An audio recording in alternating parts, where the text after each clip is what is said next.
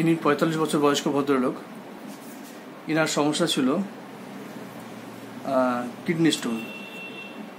ওনার যে রিপোর্ট করা হয়েছে, রিপোর্টে পাওয়া গিয়েছিল আচ্ছা লেফট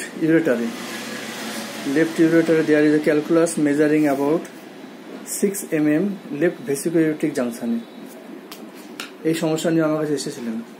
আদার সমস্যার মধ্যে ওনার সেরকম কিছু নেই, বা ব্যথা বা জ্বালা একটু ছিল ইউরিনে, এই সমস্যা।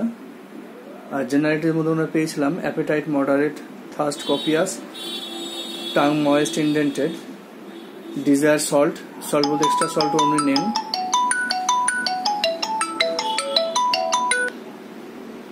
এক্সট্রা সল্ট উনি পছন্দ করেন।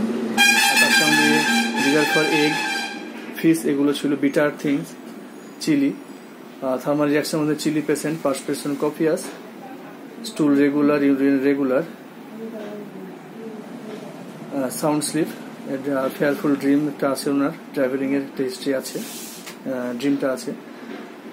আচ্ছা, mind angry, concentration aggravates, too much irritable, এগুলো ওনার সিমটমস পেয়েছিলাম।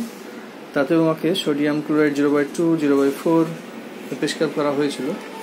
তো বেশ কয়েকবার সোডিয়াম ক্লোরাইডের মধ্যেই উনি পরে যে রিপোর্টটা আমাকে করে এনে দেখাচ্ছেন, এটা দেখা যাচ্ছে ওনার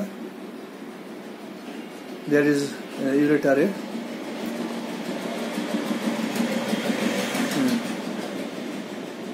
ureter not dilated, left ureter not dilated. মানে যে আগের রিপোর্ট যেটা পাচ্ছি আমরা, যে ইউরেটারে ক্যালকুলাস যেটা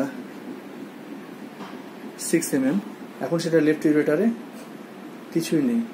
সুতরাং এটা একটা সাকসেসফুল কেস হোমিওপ্যাথির জন্য, যেখানে বিনা অপারেশনে কিডনি স্টোনকে রিমুভ করা যায়।